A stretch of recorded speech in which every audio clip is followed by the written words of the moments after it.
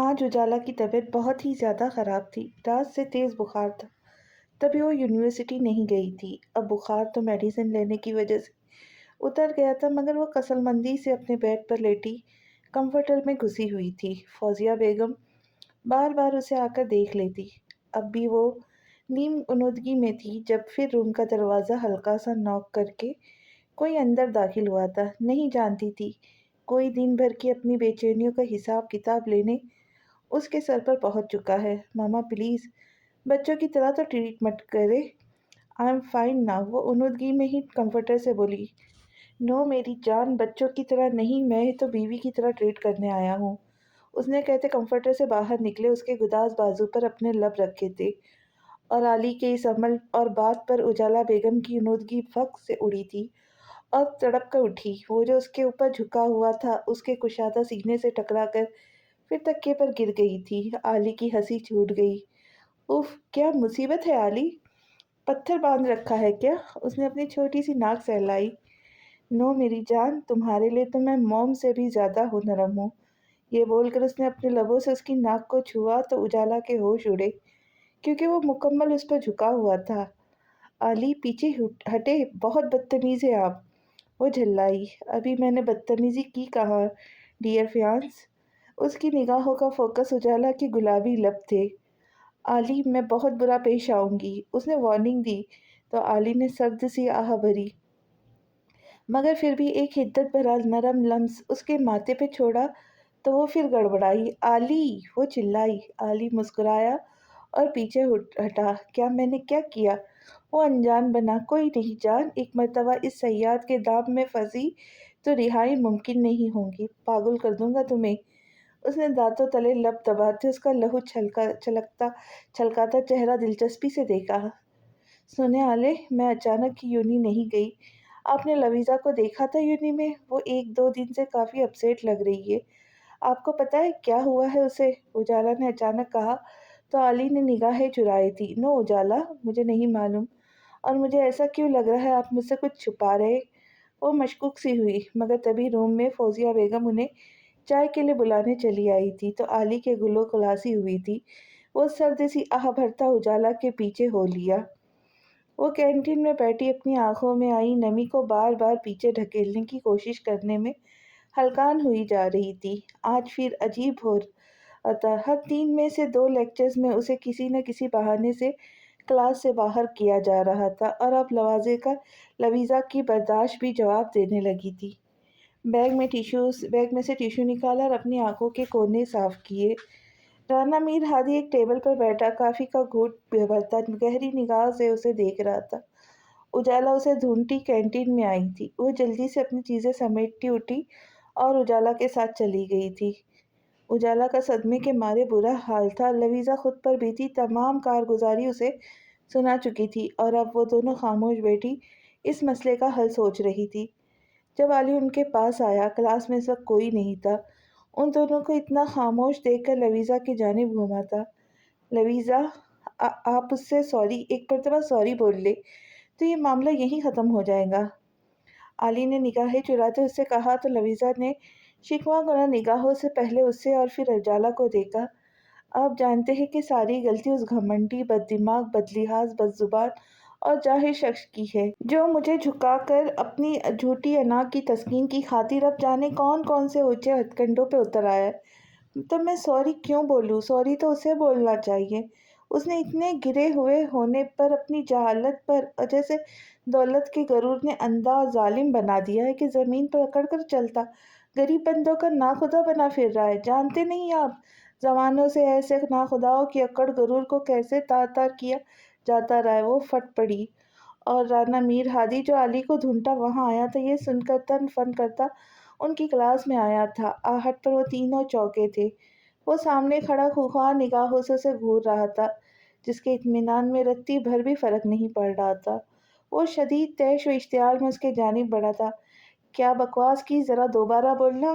اس کے بڑھتے قدموں کو علی نے بیچ میں آ کر روکا تھا جب اس نے ڈائس کو بری طرح کک رسید کر کے اپنا غصہ اس پر نکالا تھا، اور ڈائس ایک دھماکے سے دور لویزا کے قدموں میں جا کر گرا تھا کہ وہ کانوں پر ہاتھ رکھ کر آنکھیں زور سے میچ کر اپنی جگہ سے اچھل پڑی تھی۔ علی اسے گھسیٹتا وہاں سے لے جا چکا تھا۔ ایک مرتبہ پھر پوری یونیورسٹی میں تماشا اور چٹ پٹی گوسپ کے ذریعے بن چکی تھی۔ پوری یونیورسٹی کے ان کے ہر جھگڑے کا پتہ چل چکا تھا۔ مرچ مسالے کے ساتھ ہر جگہ اس بات کا ذکر کیا جانے لگا۔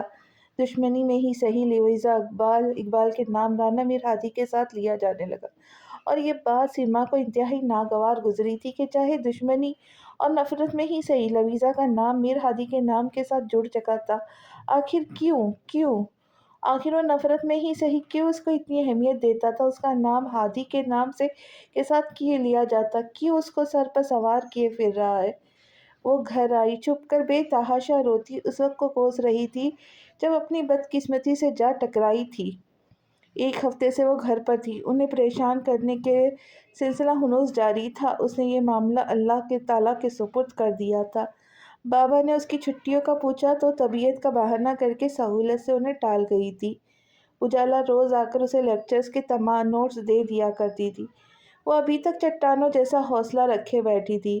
اس کے بابا اس کے ساتھ تھے تو کوئی اسے توڑ کیسے سکتا تھا؟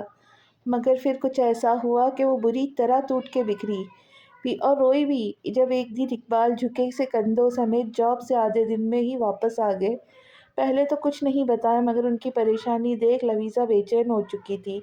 بے حد اصرار کر کے پوچھنے کے بعد انہوں نے بتایا کہ انہیں جاب سے بنا کوئی نوٹس دیے بغیر کوئی وجہ بتائے نکال دیا گیا۔ یہیں آ کر وہ ٹوٹی تھی کہ اقبال صاحب پہلے تو دوسرے گیس بجلی کے معاملات کو لے کر بے تحاشا پریشان تھے، اور اب جاب کے چھوٹنے نے ان کی کمر جیسے توڑ کر رکھ دی تھی۔ لیویزا کو وہ ایک ہفتے میں برسوں کے ضعیف اور بوڑھے دکھنے لگے تھے۔ انسان کے حوصلے بلند ہو تو وہ ایک اپنے لیے نہیں جھکتا، ٹوٹتا ہے خود سے جڑے رشتوں کو ٹوٹتے بکھرتے دیکھ۔ ضرور ٹوٹ سکتا ہے، اور یہی ہوا تھا لیویزا کے ساتھ۔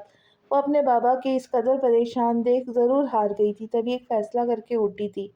بابا، آپ اپنے کمرے میں آرام کریں، میں اجالا کی طرف ہو کر آتی ہوں، نوٹ سے متعلق ایک ضروری کام ہے۔ اس نے نگاہیں چراتے کہا۔ ٹھیک ہے، جاؤ گڑیا، مگر اپنا خیال رکھنا، وہ کہتے اپنے بستر پر لیٹ چکے تھے۔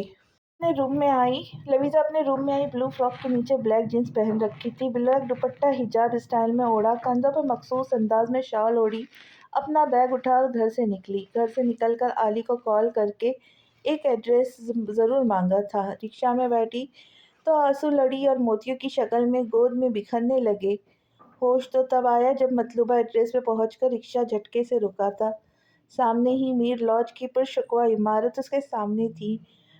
وہ یہاں تک کس طرح آئی تھی وہی جانتی تھی۔ رکشے سے اتری۔ بھائی، مجھے 10-15 منٹ کا کام ہے، یہی رکنا، میں آتی ہوں۔ پیسے ادا کر کے اس نے بولا تو رکشہ والا نے اثبات میں سر ہلایا۔ اس نے لرزتے کانپتے اندر کی جانب قدم بڑھائے۔ رانا میر ہادی کال پر زمینوں کے حساب کتاب کی ڈیٹیلز لے رہا تھا۔ بابا سائی حویلی بلا رہے تھے، مگر وہ کچھ دن سے ٹال رہا تھا۔ کال جاری تھی جب افضل دستک دے کر اندر آیا۔ اسے مصروف دیکھ کر وہیں رک گیا۔ تقریباً 10 منٹ کے بعد اس نے فون رکھ کر سوالے نگاہوں سے افضل کی جانب دیکھا۔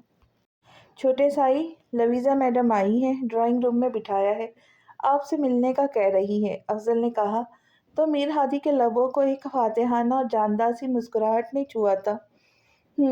اس نے ہنکار بھرا، تم جاؤ، چائے پانی کا بندوبست کرو، میں دیکھتا ہوں۔ وہ اطمینان سے بولا، اور چائے پانی کا بندوبست کرنے کا تو یوں بولا جیسے اس میں جانے کتنے خوشگوار تعلقات تھے، یا دونوں جانے کتنے گہرے دوست تھے۔ وہ جانے کیوں، مگر بلا ارادہ ہی ڈریسنگ کے سامنے آیا تھا اور اپنا حلیہ ملاحظہ فرمایا۔ وائٹ ٹی شرٹ کے نیچے بلیک ٹراؤزر، گھنے سیاہ بالوں میں ہاتھ پھیرتا وہ اپنے بیڈ روم سے ڈرائنگ روم کی جانب آیا تھا، مگر ڈرائنگ روم میں آ کر ایک مرتبہ تو ٹھٹک کر رکا تھا۔ سامنے بیٹھی لڑکی یونی والی تنتنے اور رعبدہ لیویزا اقبال تو نہیں لگ رہی تھی۔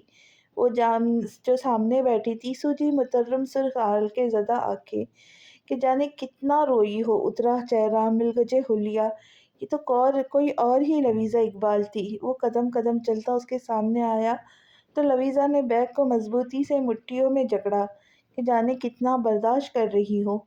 وہ بغور اس کے ایک ایک حرکت نوٹ کر رہا تھا۔ وہ سامنے آیا تو لیویزا جھٹکے سے اٹھ کھڑی ہوئی۔ میر ہادی خاموشی سے کھڑا اس کی جانب دیکھے گیا۔ وہ جو کچھ کہنے کا حوصلہ جمع کرتی بری طرح اپنا لب کچل رہی تھی۔ I am sorry, Rana Mir Hadi की आंखों में आंखें डालकर कहा, झटके से वापसी के लिए मुड़ी। वो जी भर के बदमज़ा हुआ था, उसकी सूजी आंखें, उतरा हुआ मुतर्रम चेहरा देखकर। हार गई? जाने क्यों, मगर जानबूझकर उसे रोकने को पूछा। वो कुछ भी बोल कर उसे रोकना चाहता था, इसलिए यही सही। मगर जब वो हस्बे मामूल इग्नोर करके जाने लगी, तो मीर हादी बुरी तरह चिढ़ाता झटके से उसके सामने आया। तुम्हारी प्रॉब्लम यही यही है, कम सुनता है क्या? मैंने कुछ पूछा। एलोवीरा? वो सख्त झुंझलाया। लवीज़ा खामोशी से सामने खड़े पागल और सनकी शख्स को देखे गई। जब फिर राना मीर हादी ने शोशा छोड़ा। शिकस्त तस्लीम करती हो?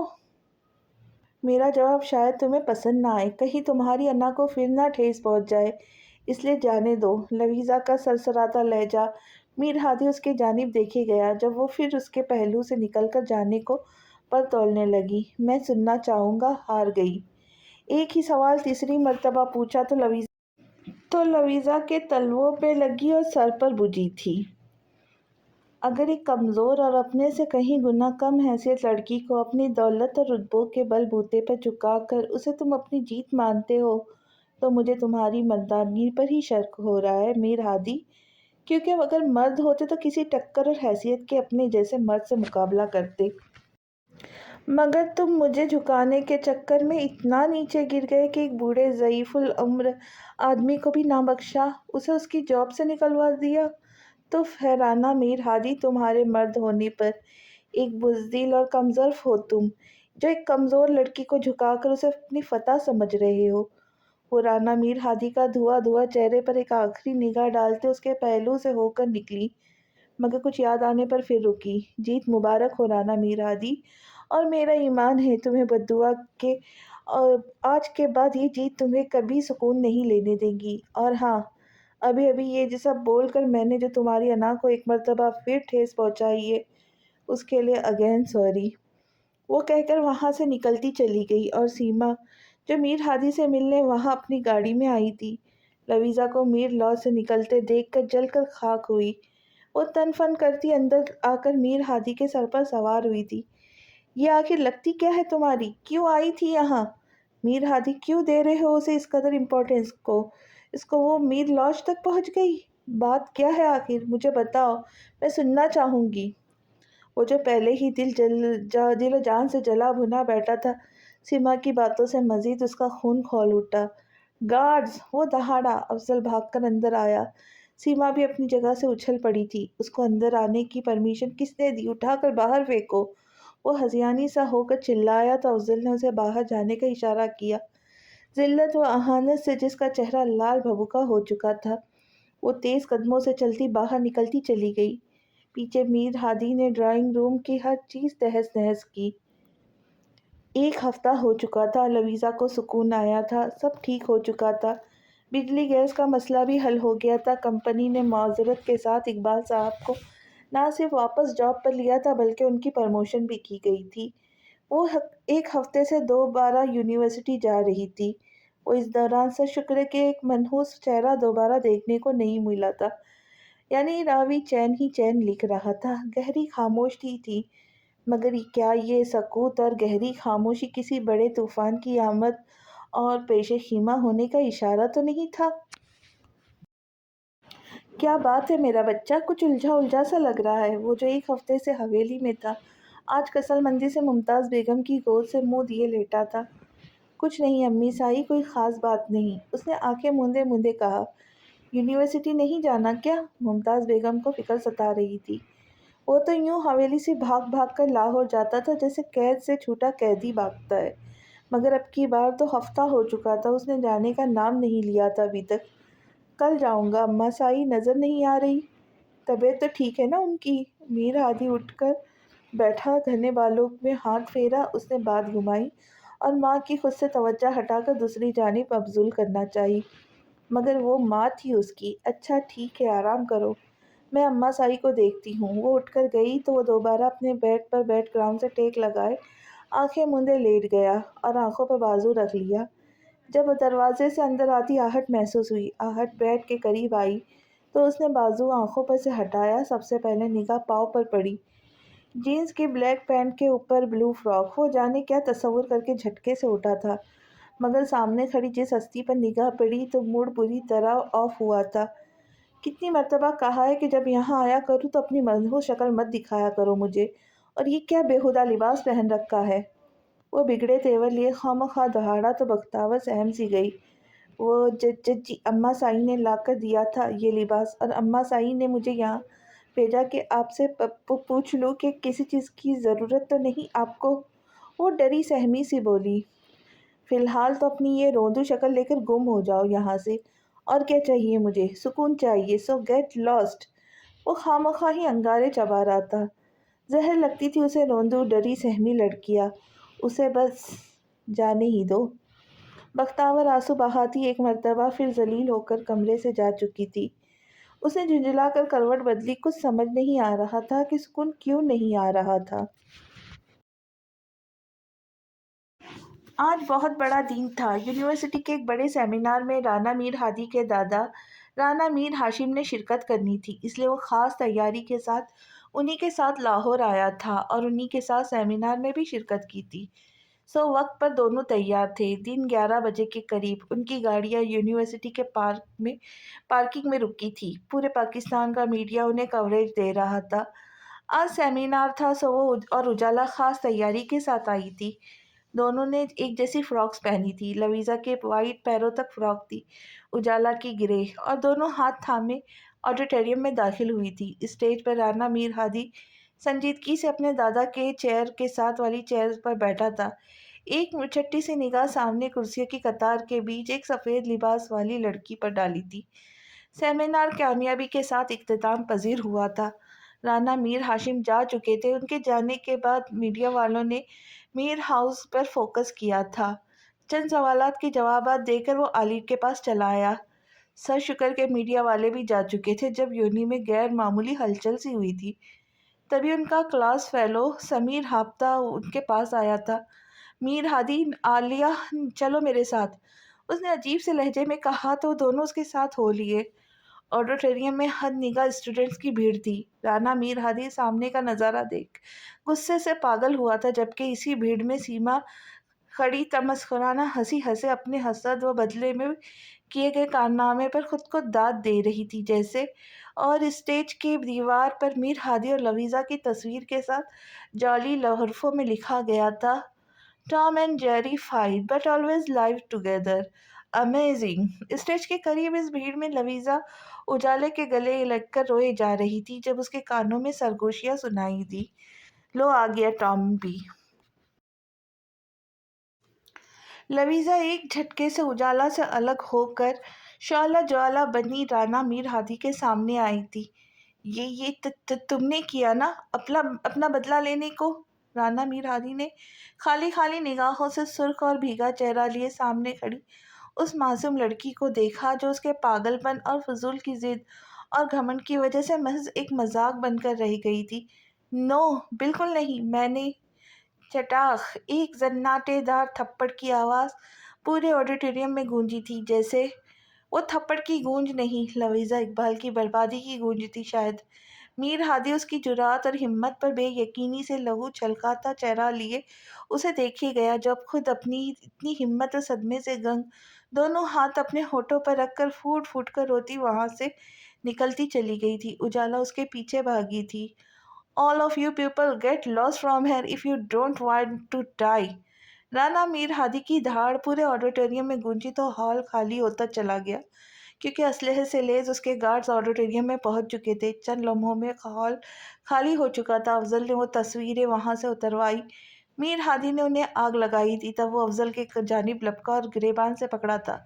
افضل، مجھے وہ لڑکی چاہیے آج ہی، سمجھے؟ اپنے فارم ہاؤس پہ آج رات وہ اس تھپڑ کی قیمت چکائیں گی، جاؤ۔ میر ہادی اس وقت ایک سنکی جنونی پاگل سا لگ رہا تھا، اس لیے جو بھی کر رہا تھا سوچے سمجھے انجام کی پرواہ کیے بغیر کر رہا تھا۔ افضل اپنے مالک کے حکم کی تعمیل کرنے وہاں سے جا چکا تھا، جبکہ میر ہادی اپنے گارڈز کے ساتھ میر لاڈج چلا آیا تھا۔ وہ رکشے میں اجالا کے ساتھ بیٹھی مسلسل ہچکیوں سے روئے جا رہی تھی اور اجالا مسلسل اسے خاموش کرانے کی تک ودود میں ہلکان ہو رہی تھی۔ ابھی رکشے نے آدھا راستہ ہی پار کیا تھا جب جھٹکے سے رکشہ رکا۔ لویزا اور اجالا نے چوک کر سامنے اور باہر دیکھا جب چند مسلحہ دیو ہیکل افراد ان پر حملہ آور ہوئے تھے اور لویزا کو کھینچ کر رکشے سے باہر نکالا تھا۔ اے چھوڑو اسے، کون ہو تم لوگ؟ میں نے کہا چھوڑو اسے۔ اجالا ان کے ساتھ دست گریباں ہوئی، فوراً فون نکال کر پولیس کو کال ملانی چاہی، مگر ان میں سے ایک نے اس کا فون چھین کر دور اچھالا تھا۔ وہ لویزا کو بے ہوش کر چکے تھے، تبھی اس کی مزاحمت دم توڑ چکی تھی۔ اجالا کے لاکھ احتجاج تڑپنے کے باوجود دیکھتے ہی دیکھتے ان کی گاڑی آنکھوں سے اوجھل ہو چکی تھی۔ اجالا بے تحاشا روتی بے ہوش ہوئی تھی۔ وہ میر لاؤنج کے لاؤنج میں بیٹھا تھا، سینے میں ایک غم و غصے کا حشر طوفان سا برپا تھا۔ مانتا تھا اس نے نہ چاہتے ہوئے بھی بہت غلط کیا تھا اس کے ساتھ، اپنے دل کی سنتے مداوا بھی کر چکا تھا۔ اس نے کیا کیا؟ اس نے یہ بھی سننے کی زحمت گوارا نہیں کی تھی کہ یہ چیپ حرکت اس نے نہیں کی تھی، جس نے کی تھی آدھے گھنٹے کے اندر اندر اس کا پتہ کروا کے اس کا دماغ اچھی طرح درست کر کے آیا تھا۔ اسے پتہ لگنے کی دیر تھی کہ یہ سب سیما نے کیا۔ وہ اپنے گھر جا رہی تھی جب میر ہادی نے اسے آدھے راستے میں جا لیا تھا۔ وہ اسے اور اس کے تیور دیکھ کر سہم گئی تھی، اور سچ مچ ہی میر ہادی نے اس کی گاڑی پر پیٹرول ڈالنا شروع کیا تھا۔ وہ چیخی چلاتی رہی مگر گاڑی سے باہر نہ نکل سکی۔ تب رانا میر ہادی کے سینے میں جو بھانبڑ جل رہے تھے، اسی طرح اس نے سیما کی گاڑی کو آگ دکھائی تھی۔ وہ چلاتی رہی، میر ہادی نے اسے گاڑی سے گھسیٹ کر باہر پھینکا۔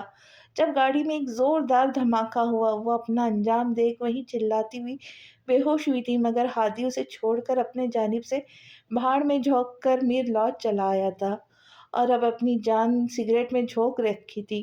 جب افضل لاؤنج میں داخل ہوا، میڈم کو فارم ہاؤس پہنچا دیا ہے چھوٹے صاحب، افضل نے کہا تو اس نے ایک مرتبہ پھر سب یاد کرتے جبڑے بھیجے تھے۔ چلو میرے ساتھ۔ وہ جھٹکے سے اٹھا، طوفان بنا میر لاؤنج سے نکلا تھا۔ چند گھنٹوں بعد اسے ہوش آیا تھا اور خود کو ایک انجان جگہ، انجان کمرے میں بیڈ پر پایا۔ اسے سمجھنے میں دیر نہ لگی، اسے اس تیش میں بغیر سوچے سمجھے مارا گیا تھپڑ یہاں تک لے آیا ہے۔ دل کیا اپنا ہاتھ ہی کاٹ دے، یا خودکشی حرام نہ ہوتی تو وہ کب کی کھڑکی سے کود کر اپنی جان دے چکی ہوتی، مگر نہیں، اس نے حوصلہ نہیں ہارا۔ اپنے بابا کے پاس جو جانا تھا۔ چھوڑ دو مجھے، مجھے بابا کے پاس جانا ہے، معاف کر دو مجھے، خدا کے لیے میر ہادی چھوڑ دو مجھے، فرعون مت بنو۔ اس کی آہیں سسکیاں کئی گھنٹوں سے اس 3 منزلہ ویران عمارت کی تیسری منزل پر گونج رہی تھی، مگر یہاں اس کی پکار سننے والا کوئی نہیں تھا، بس رانا میر ہادی کے دیو ہکل آدمی تھے جو دروازے کے باہر چوکس سے کھڑے تھے۔ اسے نیچے والے پورشن میں رانا میر ہادی اپنے شاہانہ بیڈ روم میں بلیک شلوار سوٹ قمیض پہنے، مردانہ شال کندھے پہ ڈالے، صوفے پہ کروکر سے بیٹھا، لال انگارہ آنکھوں اور تنی رگوں سے گھوٹ گھوٹ اپنے اندر حرام مشروب انڈیر رہا تھا۔ اوپر سے آنے والی آہو سسکیوں کی آواز سن کر سکون حاصل کرنے کی ناکام کوشش کر رہا تھا۔ دل و دماغ کی ضمیر کے ساتھ ایک جنگ چھڑی تھی۔ اب دیکھنا یہ تھا کہ گھمنڈ اور سو کالڈ انا کی جیت ہوتی تھی یا تپک تپک کر سلانے کی کوشش کرتے ضمیر کی۔ وہ جتنے سکون سے بیٹھا تھا، اتنا ہی اس کے اندر غم و غصہ اور اشتعال کا طوفان اٹھ رہے تھے۔ جو کرنے جا رہا تھا اس کے لیے اس حرام مشروب کا سہارا لینا بہت ضروری تھا۔ تتلیوں کے موسم میں نوچنا گلابوں کا، دیکھ کر پرندوں کو باندھنا نشانوں کا، ریت اس نگر کی ہے اور جانے کب سے ہے، شہر کے یہ باشندے نفرتوں کو بو کر بھی انتظار کرتے ہیں، فصل ہو محبت کی، بھول کر حقیقت کو ڈھونڈنا سرابوں کا، ریت اس نگر کی ہے اور جانے کب سے ہے۔ آخر وہ مغرور گھمنڈی انا پرست شخص دھیمے مگر مغرور قدموں سے اٹھا اوپر کی جانب چل دیا۔ سیڑھیاں چڑھ کر وہ اس کمرے کی جانب بڑھا، کسی کو برباد کرنے، ایک بے بس لاچار اور کمزور سے وجود کو روننے کے لیے، ایک معصوم کلی کو مسلنے چلا تھا۔ دروازے کی نوب پر ہاتھ رکھا، روح کو کچوکا لگا، مگر انا اور غرور نے سینے سے سر پٹکا تو وہ سب بھلائے تنی رکھ لیے اندر داخل ہوا۔ سامنے ہی بیڈ پر گھٹنوں میں سر دیے اسی طرح آہ زاری کرنے میں مصروف تھی۔ آہٹ پر جھٹکے سے سر اٹھا کر اپنے سامنے تنے کھڑے اس فرعون شخص کو نفرت و بے بسی کی ملی جلی کیفیت سے دیکھا۔ تم جانتی ہو تم یہاں کیوں لائی گئی ہو لویزا اقبال؟ تم کچھ بھی کرتی، کتنی بھی دشمنی نبھاتی مجھ سے، کتنی بھی نفرت کرتی، مگر پوری یونیورسٹی کے سامنے تمہیں رانا میر ہادی کو تھپڑ مار کر ذلیل نہیں کرنا چاہیے تھا۔ اور اب آج کی رات یہی ضلالت تمہارے مقدر میں لکھ دوں گا۔ تا حیات کے لیے ایک ایک لفظ چباتا، اتنا نشہ کرنے کے باوجود اپنے پاؤں پر کھڑا سامنے بیٹھے کمزور نازک وجود کو خوفوار نگاہوں سے گھور رہا تھا۔ اس کے تیکھے اور کڑوے لہجے اور بڑھتے قدموں نے لویزا کی جان لبوں پر لائی تھی۔ میر ہادی، نہیں، تم ایسا کچھ نہیں کر سکتے میرے ساتھ، وہ چلائی، مگر میر ہادی نے ہاتھ بڑھا کر اس کا دوپٹہ نوچ کر دور اچھال کر اسے اس بات کا ثبوت دیا تھا کہ آج وہ کچھ بھی کر سکتا ہے۔ میں تمہیں برباد کر دوں گا لویزا اقبال، اور اپنی اس بربادی کی ذمہ دار تم خود ہوں گی، سمجھی؟ وہ گررایا۔ وہ اپنی جگہ سے اٹھ کر جھٹکے سے میر ہادی کے قدموں پہ گری تھی۔ اور اسے تمہیں کیا ملے گا میر ہادی؟ صرف وقتی انا کی تسکین، یا اس وقت جو شیطان تم پر سوار ہے اس کی تسکین؟ اس کے بعد کیا؟ ساری زندگی خود سے نگاہ ملا پاؤں گے؟ کفارہ ادا کر پاؤں گے؟ اس رات میں کیے گئے گناہ کا کفارہ کبھی نہیں ادا کر پاؤں گے میر ہادی، مجھے معاف کر دو، جانے دو مجھے، میں وعدہ کرتی ہوں پوری یونی کے سامنے تم سے معافی مانگوں گی، کبھی تمہارے سامنے نہیں آؤں گی، وعدہ کرتی ہوں، جانے دو مجھے۔ لویزا کی گرم سانسوں میر ہادی کے شفاف ٹھنڈے پاؤں پر گرے تھے۔ میر ہادی نے بے دردی سے اپنے لب کچلے۔ ہاں، اگر اس رات کو ایک بے بس لاچار کی روح پر ظلم کی ستم داستان لکھے گا، کسی کی معصومیت رو دے گا، کسی کی پاکیزگی کو داغدار کرے گا، تو کہاں سے کرے گا یہ کفارہ ادا؟ ساری زندگی ضمیر کو، روح کو کچو کے لگائے گا، تعمر کے لیے گناہ کا بوجھ اپنے کندھوں پر لا دے گا؟ نہیں، وہ ایسا نہیں کرے گا۔ تبھی جھٹکے سے بازو سے تھام کر اسے اپنے قدموں سے اٹھا کر اسے روبرو کھڑا کیا۔ لویزا اقبال، اس سے پہلے میں تمہیں برباد کر دوں، دفع ہو جاؤ میری آنکھوں کے سامنے سے۔ وہ دانت پیس کر بولتا، اس کے سر پر اپنے کندھوں سے اتار کر اپنی مردانہ شال اڑا چکا تھا۔ وہ بے یقینی کے عالم میں اس سے دور ہوتی کھلی کھڑکی کے پاس جا لگی تھی۔ افضل، وہ دہاڑا، میڈم کو ان کے گھر چھوڑا ابھی اور اسی وقت، باعزت احترام کے ساتھ، وہ بول کر اس کے جانب سے رخ پھیر گیا اور ہاتھ کمر پر باندھ لیا۔ لویزا ہنوز سسک رہی تھی۔ کیا چاہتی ہو، میرا ارادہ بدل جائے؟ وہ پھر دہاڑا، مگر لویزا تو جیسے بے یقینی کے عالم میں پتھر کی ہو چکی تھی۔ تبھی میر ہادی کا ایک آدمی بے تحاشا گھبراہٹ کے عالم میں اس کے کمرے میں کے دروازے تک آیا تھا۔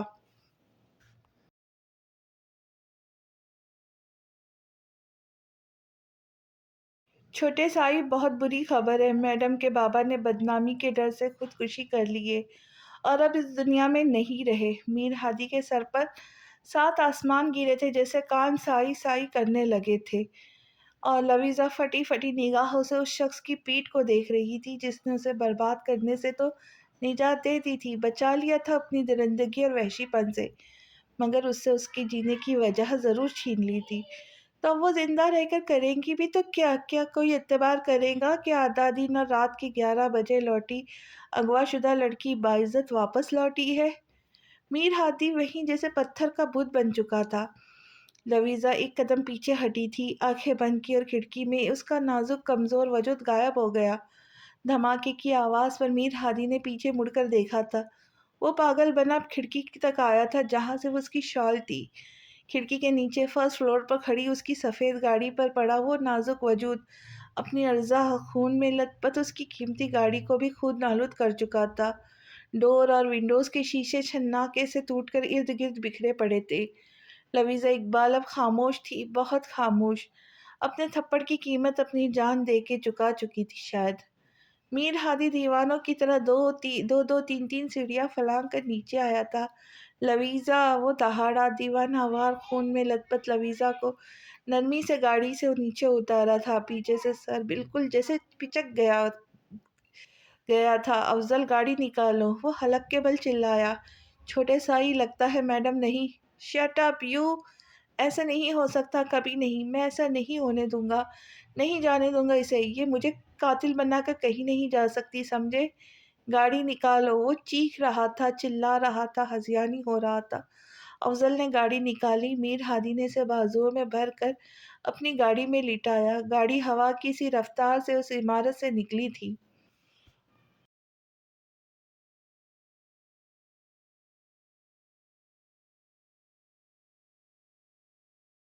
رانا میر ہادی سٹی ہاسپٹل، جس کے ٹرسٹی رانا میر ہاشم تھے، میں اس ایک خاص پیشنٹ کے ساتھ آیا تھا۔ پورے ہاسپٹل میں ایک اندیکھی سی ہلچل مچ چکی تھی۔ رانا میر ہادی اپنے بازو میں ایک زخمی لڑکی کو اٹھا کر اندر آیا تھا، لا کر اسے اسٹریچر پر نرمی سے لٹایا۔ اسٹریچر کے ساتھ ساتھ تیز قدموں سے چلتا وہ آئی سی یو کے باہر تک آیا تھا۔ تمام راستے بے چینی سے اس کی نبض ٹٹولتا رہا، جو بے حد دھیمی چلتی اب جیسے رکنے کو تھی۔ تمام ڈاکٹرز کی ٹیم حرکت میں آ چکی تھی جب وہ ایک جاننے والے ڈاکٹر کے دست گریباں ہوا تھا۔ ڈاکٹر عثمان، اگر اسے کچھ ہوا تو میں اس پورے ہاسپٹل کو آگ لگا دوں گا، سب کو زندہ جلا دوں گا میں۔ وہ شاید اپنے حواسوں میں نہیں تھا، تبھی بھیگی پلکیں اور لال انگارہ آنکھیں لیے ڈاکٹرز کے منہ کو آ رہا تھا۔ پیشنس رکھے رانا صاحب، دعا کرے، زندگی اور موت تو اللہ تعالیٰ کے ہاتھ میں۔ انشاءاللہ آپ کی وائف کو کچھ نہیں ہوگا۔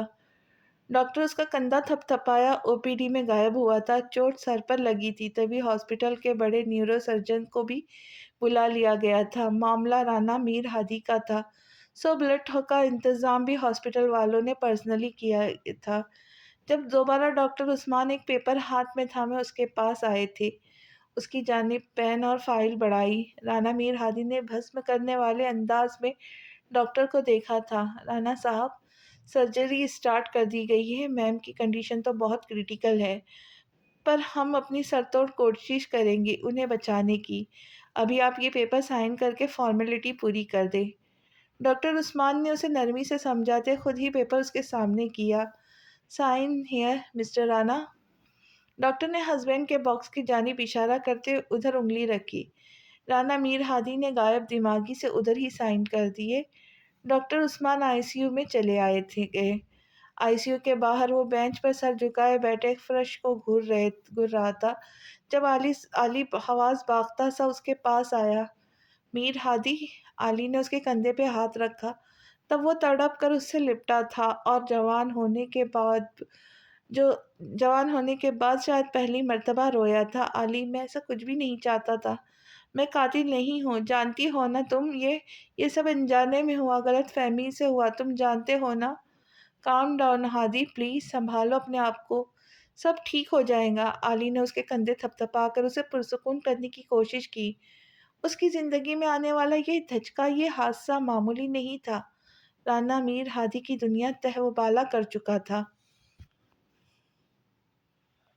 ممتاز بیگم کی آہیں اور سسکیاں پورے گھر میں گونج رہی تھی۔ ظفر یونی سے لے کے گھر تک لویزا کو ہر جگہ تلاش کر چکا تھا، مگر وہ کہیں نہیں ملی تھی۔ اپنے بابا کی میت پر وہ موجود نہیں تھی، اپنے بابا کا آخری دیدار بھی نہیں کر پائی تھی۔ جانے کدھر تھی؟ اقبال صاحب ہر فکر سے آزاد اپنے آخری سفر کو روانہ ہو چکے تھے۔ اب تو پورے محلے میں چہ ہونے لگی تھی، مختلف آوازیں تھیں جنہیں سن کر ممتاز بیگم کا کلیجہ پھٹا جا رہا تھا کہ جانتی تھی ان کی پھولوں سی باکردار بچی بالکل بے قصور ہوگی، یقیناً اس کے ساتھ کوئی انہونی ہوئی ہوگی۔ ارے ہوگا کسی یونی فیلو کے ساتھ معاشقہ۔ منہ کالا کر کے بھاگ گئی، اپنے باپ کی بھی پرواہ نہیں کی، مر گیا بیچارہ صدمے سے۔ غرض ہر طرح کی بکواس کی جا رہی تھی۔ ممتاز بیگم خاموش تھی، کیا کہہ سکتی تھی کہ زمانے کی تو یہی روایت تھی کہ جیسے کہ حقیقت جانے بنا خود ہی واقعات اخذ کر لینا، من گھڑت کہانیاں بنا کر کردار سازی کرنا، خود ہی کسی کو کیریکٹر سرٹیفکیٹ دیتے ہوئے اس کے ناپاک اور خراب ہونے کی ججمنٹ کر لینا۔ افسوس، افسوس، صد افسوس، یہ جانے بغیر کہ کوئی کس قدر تکلیف میں ہے، کن حالات سے گزر ہو سکتا ہے، کوئی کتنا پریشان ہوگا۔ باوقار لوگوں کو بے وجہ ستانے کا، انگلیاں اٹھانا تو کام ہے زمانے کا۔ میر ہادی اور علی پاکستان کے top neuro surgeon doctor Abdul Hafeez کے کیبن میں بیٹھے تھے۔ 6 گھنٹے کا طویل وقت لے کر انہوں نے ہی لویزا کے سر کے پچھلے حصے کی سرجری کی تھی۔ اب وہ کافی دیر سے لویزا کے سی ٹی اسکین اور کیے گئے ٹیسٹ کی رپورٹ کا معائنہ کر رہے تھے۔ رانا میر ہادی کی جان سولی پر لٹکی ہوئی تھی۔ اس کی جان جس عذاب میں جھونک دی تھی لویزا اقبال نے، وہ اسے چین نہیں لینے دے رہی تھی۔ کچھ اس لیے بھی وہ سخت جھنجھلایا ہوا تھا کہ ان لوگوں کے ڈاکٹرز نے اب بھی کوئی تسلی بخش جواب نہیں دیا تھا۔ ڈاکٹرز کیا ہوا ہے پلیز مجھے بتائیں، وہ بچ تو جائیں گی، آؤٹ آف ڈینجر ہے نا؟ پلیز ڈاکٹر بتائیں مجھے، میں اور پیشنس نہیں رکھ پاؤں گا۔ میر ہادی نے اپنی سلگتی اور دکھتی کنپٹیاں سہلائی۔ آپ کو پیشنس رکھنا پڑے گا رانا میر ہادی صاحب، کیونکہ آپ کی وائف کو کوئی معمولی زخم نہیں آیا، ان کے بیک آف ہیڈ کی سکن بون ڈیمیج ہوئی ہے اور سکل بون کے ساتھ انر ہیڈ بھی انجریز آئی ہے، سرجری کر دی گئی ہے اور یہ میریکل ہے کیا آپ کی دعاؤں کا نتیجہ جا کہ she is out of danger now. But doctor Abdul Hafeez نے متانت سے کہا، مگر کچھ کہتے کہتے جھجکے۔ میر ہادی کے چہرے پہ سکون چھایا تھا۔ میر ہادی نے اپنا چہرہ ہاتھوں میں لیا اور ایک پر سکون لمبی سی سانس کھینچی، جبکہ علی ڈاکٹر کی وائف والی بات پر ہی شدید شوق کی کیفیت میں میر ہادی کو دیکھے جا رہا تھا۔ جانتا جو تھا لویزا اقبال میر ہادی کی کم از کم وائف نہیں ہے، ہو ہی نہیں سکتی۔ ڈاکٹر کے بٹ کہنے پر دونوں نے بے تحاشا چونک کر ڈاکٹر کو دیکھا۔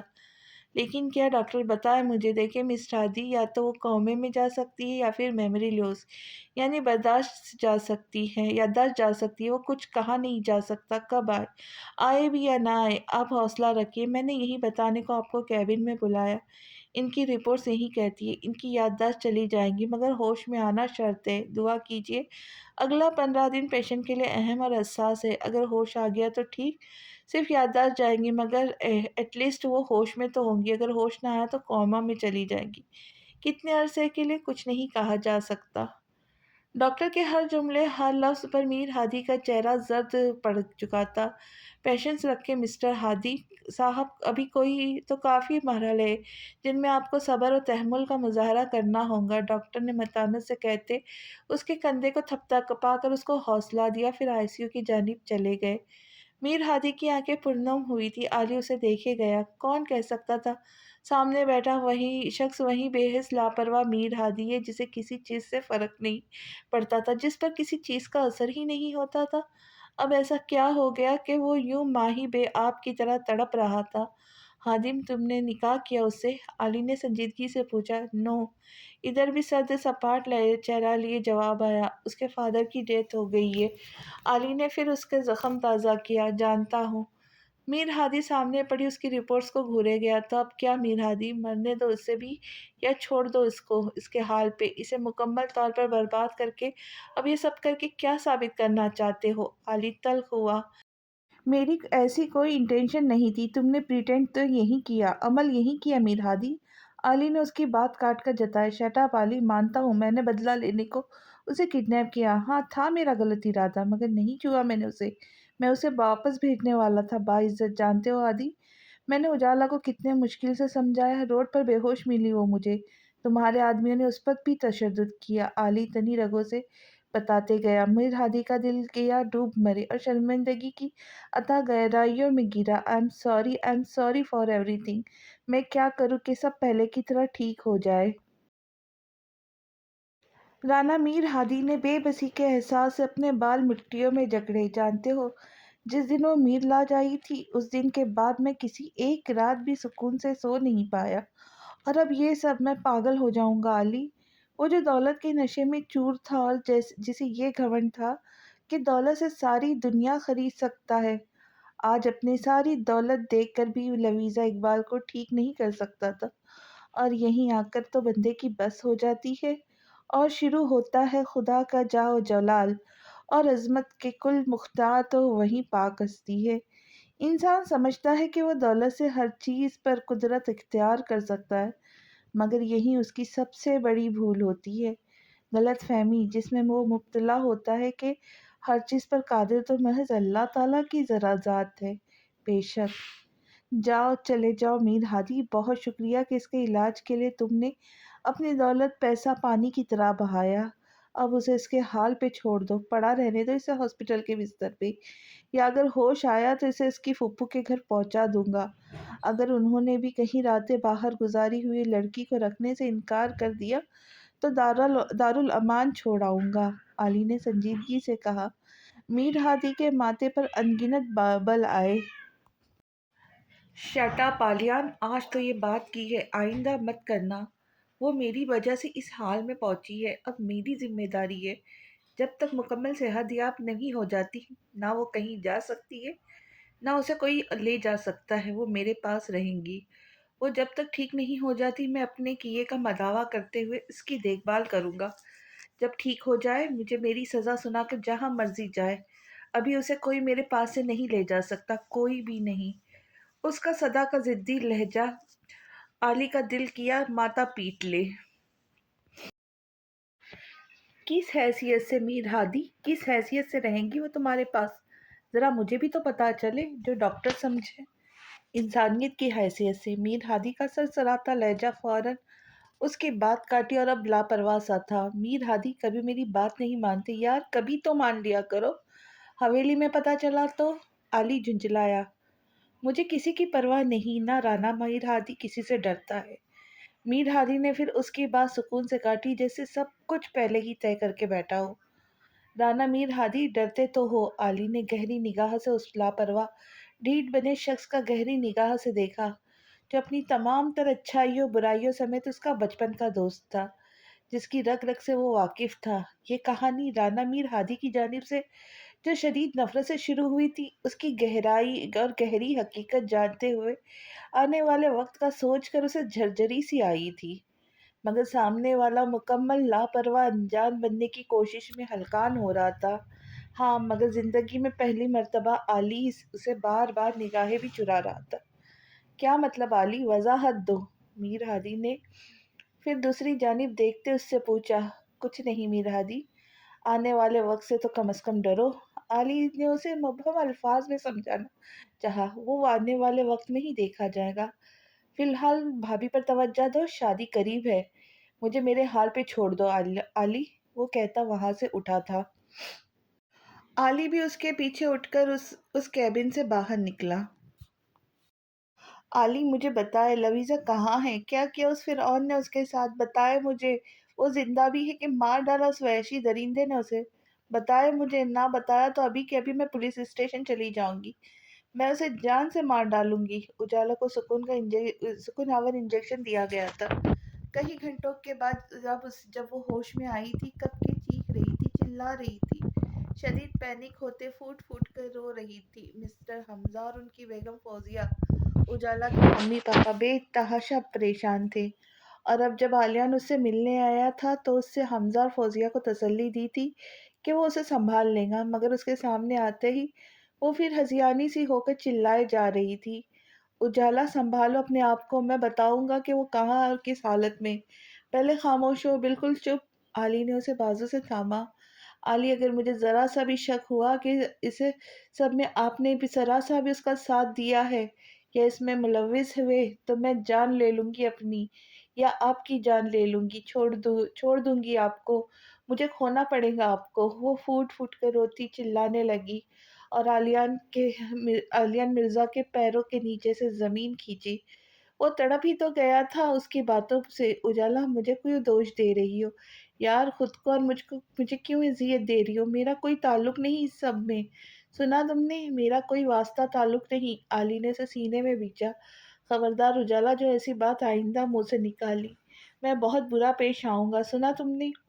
علی مرزا نے اسے جھنجھوڑ کر ہوش دلانے کی کوشش کی۔ پھر عالیہ نے اسے سب بتاتا چلا گیا، سب بتایا سوائے اس کے کہ لویزا اقبال ابھی بھی رانا میر ہادی کے دسترس میں۔ بس اسے یہ بتایا کہ میر ہادی اور اس نے علاج کے لیے لویزا کو بیرون ملک بھیجا ہے۔ علی بہت ہی مشکل سے سنبھل پایا تھا اسے۔ ابھی تو ان کو جانے کیا کیا جھوٹ بولنے تھے، اپنی زندگی میں کیا کیا جھیلنا تھا، کیا کیا برداشت کرنا تھا۔ آج 12 دن ہو چکے تھے۔ میر ہادی بظاہر اپنی روٹین میں واپس آ چکا تھا۔ یونی کو بھی وہ ٹائم دے رہا تھا، جانتا تھا رانا میر ہاشم، رانا میر دراب اس کے پل پل کی خبر رکھتے تھے۔ وہ اب بھی ڈاکٹرز کی زیر نگرانی تھی۔ اس دوران ایک فل ٹائم نرس ہادی نے اس کے لیے ہائر کی تھی۔ وہ خود بھی اپنا فری ٹائم ہاسپٹل میں ہی گزارتا تھا۔ اسے پتہ چلا تھا کہ لویزا کا کزن اسے ہر طرف ڈھونڈتا پھر رہا ہے، اور یہ بات اسے شدید قسم کی ناگوار گزری تھی۔ جانے کیوں؟ ظفر نے ہر جگہ اسے ڈھونڈنے کی کوشش کی تھی، تھانے میں رپورٹ بھی لکھوائی، تھانے میں رپورٹ درج ہونے کی بھی خبر رانا میر ہادی کو مل چکی تھی۔ انہی دنوں میں سے ایک دن پولیس والوں نے ظفر کو تھانے بلایا تھا۔ وہ تھانے آیا تھا۔ انسپکٹر عارف سے ملاقات ہوئی۔ دیکھیے ظفر صاحب، ہم جو آپ کو خبر سنائیں گے وہ آپ کو صبر اور تحمل سے سننا ہوں گی۔ انسپکٹر نے جھجکتے ہوئے تمہید باندھی۔ کیا انسپکٹر صاحب؟ ظفر شدید قسم کا چونکا۔ دیکھیے، ہم ایک روڈ ایکسیڈنٹ میں جلی ہوئی گاڑی میں سے ایک لڑکی کی لاش ملی ہے۔ انسپکٹر کے ہر لفظ پر ظفر کے چہرے کا رنگ سفید پڑا تھا۔ آپ کہنا کیا چاہتے ہیں انسپکٹر صاحب؟ ظفر نے نم آنکھیں لیے پہلو بدلا۔ ہمیں ان کے پاس سے کچھ چیزیں ملی ہے۔ آپ ان کی پہچان کر لیں کہ وہ آپ کی ہمت کیسی ہوئی یہ سب بات کہنے کی انسپکٹر صاحب؟ ظفر کا چہرہ لال سرخ ہوا۔ حقیقت پسند اور بہادر بنیے ظفر صاحب، ایک مرتبہ دیکھ لے، چیک کر لے، انسپکٹر عارف نے سنجیدگی سے کہا۔ دکھائیے، ظفر نے شدت ضبط کے کڑے مرحلے سے گزرتے کہا۔ تبھی انسپکٹر کے کہنے پر ایک کانسٹیبل ایک پیکٹ پکڑا کر گیا جس میں ایک پرس، موبائل اور کچھ جویلری تھی۔ ظفر کی نظر اس موبائل پر پڑی تو چہرہ لٹے کی طرح سفید پڑا۔ کپڑے اور باڈی تو بالکل جل چکی تھی، اس لیے ہمیں بغیر انتظار کیے وہ آخری رسومات ادا کرنی پڑے۔ انسپکٹر بغور اس کے ایک ایک چیز کا تاثر کا جائزہ لے رہا تھا۔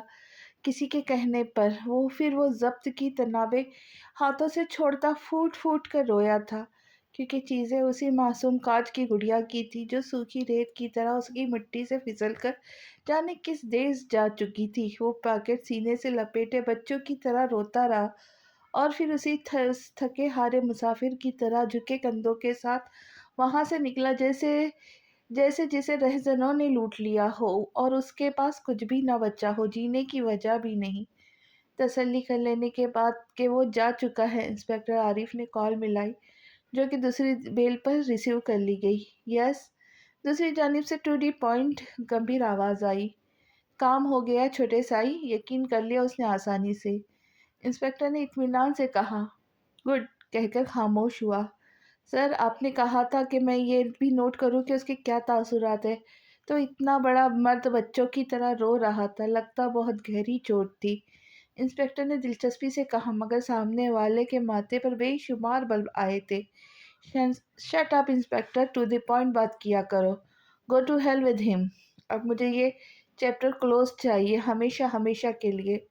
رانا میر ہادی کا دل میں جانے کیوں جلن کی ایک انوکھی سی ٹیس اٹھی تھی، تبھی فنکارا تھا۔ اوکے سوری چھوٹے سائی، انسپکٹر گڑبڑا گیا، یہی اپڈیٹ دینی تھی، آپ بے فکر رہے، یہ چیپٹر کلوز ہی سمجھے کیونکہ رپورٹ کلوز کر دی گئی ہے۔ گڈ، رقم اکاؤنٹ میں پہنچا دی جائے گی۔ یہ کہہ کے فون رکھ دیا گیا۔ ایک مرتبہ پھر ایک رئیس زادے نے قانون کو خریدتے و انصاف کی دھجیاں بکھیری تھی، مگر یہ زمینی خدا ایسا کرتے یہ بھول جاتے ہیں جب خدا انصاف کرتا ہے تو بڑے بڑے ظالم جھک جاتے ہیں، ٹوٹ جاتے ہیں۔ وہ یونی کے کینٹین میں غائب دماغی سے بیٹھا گہری سوچ میں تھا جب فون رنگ ہوا۔ وہ چونکا کیونکہ فون پرسنلی طور پر ڈاکٹر عبدالحفیظ کا تھا۔ اس کے چہرے پہ سایہ سا لہرایا، وہ سوچ کر ہی وہ ٹھیک تو ہے؟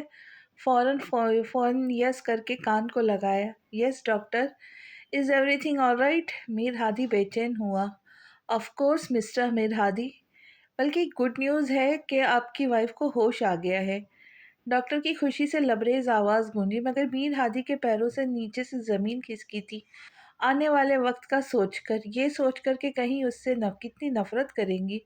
اللہ جانے اسے اب اس بات سے کوئی فرق پڑنے والا تھا کہ وہ اس سے نفرت کریں گی یا نہیں۔ میر ہادی فوراً ہاسپٹل آئے، بٹ اپنی وائف سے ملنے سے پہلے آپ مجھ سے ایک بار ضرور اب ملیے گا لازمی۔ اوکے ڈاکٹر، میں آتا ہوں، اس نے کہہ کے فون رکھا اور فوراً وہاں سے نکلا۔ دل و دماغ میں جیسے ایک جکڑ، ایک طوفان سا چل رہا تھا۔ گاڑی نے ہوا سے باتیں کی تھی، 1.5 گھنٹے کا فاصلہ پون گھنٹے میں ہی طے کر کے ہاسپٹل پہنچا تھا۔ ڈاکٹر حفیظ کے کہنے کے مطابق وہ سب سے پہلے انہی کے پرسنل کیبن کی جانب آیا تھا۔ السلام علیکم ڈاکٹر حفیظ، وہ کہتا ہلکی نوک کر کے اندر داخل ہوا۔ آئیے مسٹر ہادی، بیٹھیے۔ ڈاکٹر نے اسے مصافحہ کیا۔ میر ہادی سامنے رکھے صوفے پہ بیٹھ گیا۔ یس ڈاکٹر، بتائیے کیا کہنا چاہتے ہیں آپ؟ وہ ہمہ گوش ہوا۔ مسٹر ہادی، آپ پیشنس رکھیے گا، جو بھی بات کروں میں، ڈاکٹر نے سنجیدگی سے کہا تو چوکا۔ وہ ٹھیک تو ہے نا ڈاکٹر؟ میر ہادی نے پہلو بدلا۔ ڈاکٹر نے سامنے بیٹھے شخص کو غور سے آبزرو کیا۔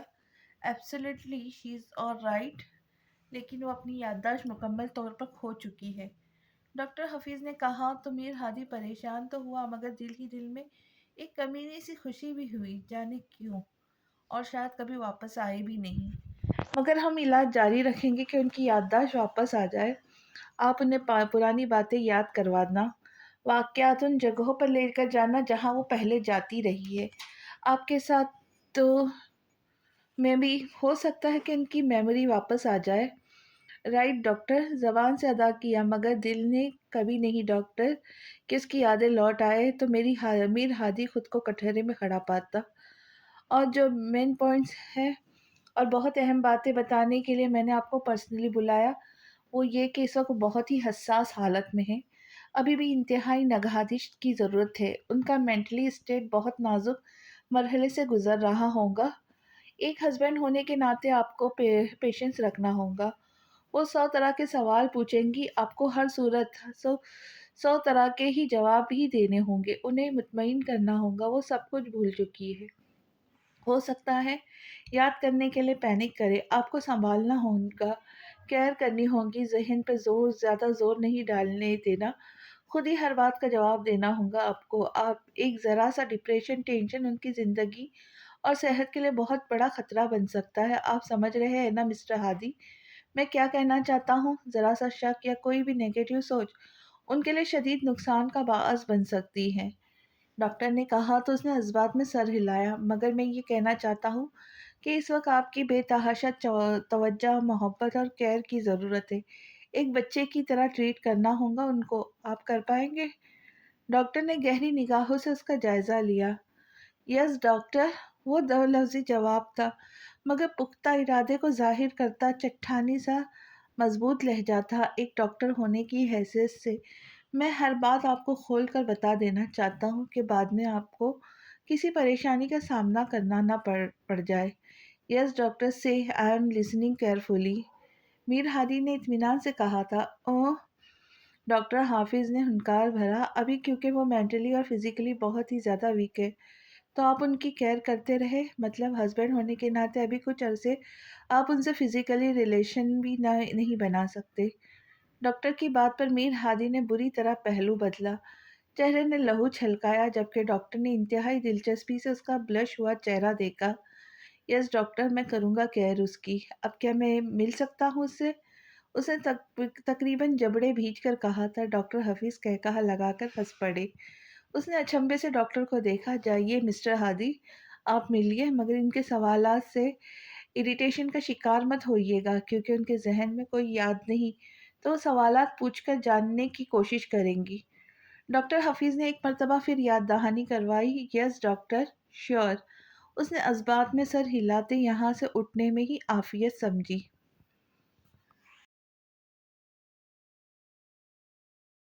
میر ہادی دروازے تک آ کے رکا تھا۔ اب تو گھنٹے بھی ویسے باہر بیٹھ کر ذہن میں باتیں اور واقعات ترتیب دیتا رہا، جو اس کی من گھڑت تھی اور جو اندر جا کر اس کو سنانی تھی۔ اپنی پٹیاں سہلائی، کیا بولے کیا سنائے جس سے وہ بالکل مطمئن ہو جائے۔ اب ڈاکٹر اسے اس کا ہسبینڈ مان چکے تھے، یقیناً اسے بھی بتا چکے ہوں گے، تو کیسے مکر جاتا؟ تب ذہن نے ایک کہانی ترتیب دی تھی۔ وہ بھیجے جھبڑوں اور لرزتے قدموں کے ساتھ آہستگی سے ڈور کھول کر اندر داخل ہوا تھا۔ سامنے ہی وہ بیڈ پر نیم دراز سر پٹیوں میں جکڑے ہوئے بے چینی سے ہاتھوں کی انگلیاں چٹکاتی برسوں کی مریضہ لگ رہی تھی۔ رانا میر ہادی کی چال میں واضح لرزش تھی۔ لویزا بڑے غور سے اسے دیکھ رہی تھی۔ وہ قریب آ کر کرسی پر بیٹھا۔ لویزا اسے غور سے دیکھے گئی، یا شاید پہچاننے کی کوشش کر رہی تھی۔ اس کی نگاہوں کی تپش میر ہادی کو جیسے پگھلا رہی تھی۔ کیسی ہو؟ وہ پوچھ بیٹھا۔ آپ میر ہادی ہیں نا؟ کمزور سی آواز آئی۔ میر ہادی کو لگا ساتوں آسمان اس کے سر پر گرے، یہ سوچ کر کہ کیا وہ اسے پہچان گئی ہے۔ ایک سایہ سا چہرے پہ لہرایا۔ سہم کر ایک جھٹکے سے سر اٹھا کر لویزا کی جانب دیکھا۔ وہ ڈاکٹرز نے کہا کہ آپ میرے ہسبینڈ ہیں۔ اس دن کے بہت روئے اور پریشان ہوئے۔ بہت آئی ایم سوری، میں یاد نہیں کر پا رہی آپ کو بھی، وہ بے بسی سے لب کاٹتی ہوئی بولی۔ اٹس اوکے، میر ہادی نے سکون کی سانس لی۔ تم بس اپنی صحت کا خیال رکھو۔ میر ہادی نے نگاہیں چرائی۔ سنیں، ہمارے گھر والے، مطلب میرے اور آپ کے گھر والے نہیں آئے مجھ سے ملنے۔ ایک یہی سوال تھا جس کا سامنا کرنا میر ہادی کو پولیس راز سے گزرنے کے متعارف لگ رہا تھا۔ سنیے، میں سب کچھ بھول گئی ہوں، مگر سب کچھ جاننا چاہتی ہوں۔ ڈاکٹرز اور سسٹر مجھے مسز میر ہادی بول رہے تھے، میرا نام لویزا پکار رہے تھے۔ اس کے علاوہ مجھے کچھ معلوم نہیں۔ آپ پلیز مجھے بتائیں ہمارے بارے میں جاننا چاہتی ہوں، مجھے جاننا ہے۔ ہماری فیملیز تو ہوں گی، کدھر ہے سب، کون کون تھا، مجھے بتائیں، نہیں تو میں سوچ سوچ کر پاگل ہو جاؤں گی۔ لویزا نے پینک ہوتے اپنی کنپٹیاں سہلائی۔ تب رانا میر ہادی کی آواز ہاسپٹل کے اس سرد سے روم میں گونجی تھی۔ تم یقیناً بھول گئی ہو، لو میرج تھی ہماری، بلکہ کورٹ میرج، بھاگ کر شادی کی تھی ہم نے۔ وہ اسے گہری نگاہ سے دیکھے گیا۔ تمہارے بیرسٹر پاپا کو اپنا یہ ایک معمولی کمپنی میں کام کرتا داماد پسند نہیں آیا۔ حالانکہ کمپنی نے مجھے گھر اور گاڑی دونوں دے رکھی ہے، اور میرے گھر اور خاندان والے بھی آؤٹ آف کاسٹ رشتہ نہیں کرتے، اسی لیے ان سب نے ہم سے ہر تعلق، ہر رشتہ ناتا ختم کر لیا، بلکہ انہوں نے ہی ہمیں الگ کرنے کے لیے ایکسیڈنٹ کروایا تھا۔ اس لیے میں تمہیں ان سب سے دور یہاں لے آیا، تمہارا علاج کروایا، اب تم الحمدللہ بالکل ٹھیک ہو، تو بس کچھ ہی بھی سوچنا بند کرو، اپنا خیال رکھو۔ اب جب اٹھو نہیں، مطلب ہمارے گھر والوں نے ہمارا ساتھ ایسا کرنے کی کوشش کی ہے، ہمیں الگ کرنے کی کوشش کی ہے، تو ہم بھی بالکل نہیں ملیں گے ان سے۔ میر ہادی کے فراٹے سے جھوٹ بولتی زبان ایک مرتبہ بھی نہیں لڑکھڑائی تھی۔ ہاں، مگر اس کی نگاہوں سے نگاہیں ایک مرتبہ بھی نہیں ملائی تھی۔ تو کیا ہم سے کوئی نہیں ملتا؟ وہ شدید مایوس ہوئی اپنی کہانی سے۔ نو، اطمینان سے کہا گیا۔ میں کتنے دنوں سے ہاسپٹل میں ہوں؟ اس نے ادھر ادھر دیکھا۔ 2 ویکس سے، وہ اب بھی سکون سے بولا۔ ہم گھر کب جائیں گے ہادی؟ اکتا کر بولی۔ ان لبوں سے یہ نام ایسے سن کر اور اس سوال پر میر ہادی کے دل کی دھڑکن پہلی مرتبہ اتنی تیز ہوئی تھی کہ اسے اپنے دل کی دھمک کانوں میں سنائی دی تھی۔ آج ہی ڈسچارج مل جائے گا، وہ پہلو بدل کر بولا۔ پلیز مجھے جلدی گھر لے چلے، میں اکتا گئی ہوں اس ہاسپٹل سے، وہ منہ بسور کر بولی۔ اوکے، میں سسٹر کو بھیجتا ہوں، کافی دن ہو گئے بیڈ پر، تم چلنے کی پریکٹس کرو، میں ڈسچارج پیپر بنواتا ہوں۔ وہ اپنی جگہ سے اٹھا۔ لویزا نے اس بات میں سر ہلایا، مگر بہت غور سے اس کا چہرہ دیکھے گئی۔ وہ گڑبڑا کر فوراً وہاں سے نکلا۔ وہ ڈسچارج پیپر پر سائن کر رہا تھا جب فون رنگ ہوا۔ یس کر کے کان کو لگایا تو سامنے دادا سائی کی بھاری گمبھیر آواز سننے کو ملی تھی۔ کیوں برخوردار، شہر میں تمہاری کون سی بیوی پیدا ہو گئی ہے جس کا علاج کرواتے پھر رہے ہو؟ جانتے ہو نا رانا میر ہادی، ہمارے خاندان کے رسم و روایات بھول گئے کہ یاد کرواؤ کہ حویلی میں تمہاری خاندانی بیوی موجود ہے، اور کون ہے وہ لڑکی، کہاں سے اٹھا کر لائے ہو؟ رانا میر ہاشم کی فنکار سنائی دی تو اس کی تیوری پر بے شمار بل آئے تھے۔ جیسا آپ سمجھ رہے ہیں میں ویسا کچھ نہیں ہے، دادا صاحب بھروسہ رکھ کے، حویلی آؤں گا تو سب بتا دوں گا، اور اس سے زیادہ وضاحت بھی نہیں دوں گا آپ کو۔ اس کا بھی اکھڑ لہجہ تھا۔ باپ دادا کی طرح رانا میر ہادی کون سا کم تھا؟ چھوٹے سائی اگر کھیلنے کے پاس کھلونے ہو تو جب وہ ٹوٹ جائے تو اسے پھینک دیتے ہیں، اس کی مرمت نہیں کرواتے پھرتے۔ دادا صاحب جانے کیا سمجھ رہے تھے، پر وہ جو سمجھ رہے تھے اس نے میر ہادی کا دماغ گھما ڈالا۔ آپ کو لگتا ہے کہ میں ایسے شوق پالوں گا؟ وہ دانت پیس کر بولا، کیونکہ آج تک اس نے اپنے بڑوں کے نقش قدم پر چلتے ہوئے شراب و رنگین محفل سے ہی سیر حاصل کیا تھا۔ ایک شراب کے بعد شباب تھا جس میں اسے آج تک کوئی دلچسپی نہیں رہی تھی۔ دادا سائی نے انکار بھرا۔ ہمیں تو کوئی اعتراض نہیں ہوتا اگر تم یہ شوق پالتے بھی رانا صاحب، اب بھی کوئی اعتراض نہیں، اگر صرف یہ ایک شوق ہی ہے، اس سے آگے بڑھنے کی اجازت تمہیں ہرگز نہیں ملے گی رانا میر ہادی۔ ان کا بھی لہجہ گمبھیر تھا۔ رانا میر ہادی کو آگ لگی۔ میرے معاملہ سے دور رہے دادا صاحب، جب کوئی سچ مچ کی شکایت ہوئی یا آپ کی بات میں وزن ہوا تو بولیے گا، نہیں تو مجھے میرے حال پہ چھوڑ دے، مہربانی ہوں گی۔ آپ کی اور مجھ پر نظر رکھنا بند کرے۔ یہ جو بھی مخبر ہے آپ کے، مجھے پتہ لگ گیا کون ہے تو زندہ گاڑ دوں گا زمین میں انہیں، چاہے آپ کے کتنے بھی وفادار کیوں نہ ہوتے۔ اس لیے بول رہا ہوں میرے معاملہ سے دور رہے اور اپنے آدمیوں کو بول دے کہ مجھ سے الجھنے کی غلطی نہ کرے۔ رانا میر ہادی کا تیز باغی سا لہجہ، جسے سن کر ہمیشہ رانا میر ہاشم کو خوشی ہی محسوس ہوتی تھی، آج بھی سینہ اکڑ کے تن سا گیا، مگر پھر بھی اسے خبردار کرنا ضروری تھا، سو وہ کر کے فون رکھ چکے تھے۔ مگر انہیں اب احتیاط کے طور پر اپنے وفاداروں کو میر ہادی جیسے طوفان سے ذرا دور ہی رکھنا تھا۔ آگے اگلی قسط میں دیکھتے ہیں کہ لویزا کو یادداشت واپس آتی ہے اور کیا ہوتا ہے میر ہادی کے ساتھ۔ اس کے لیے ملتے ہیں اگلی قسط میں، تب تک خوش رہے، خوشیاں بانٹے، دعاؤں میں یاد رکھے، اللہ حافظ۔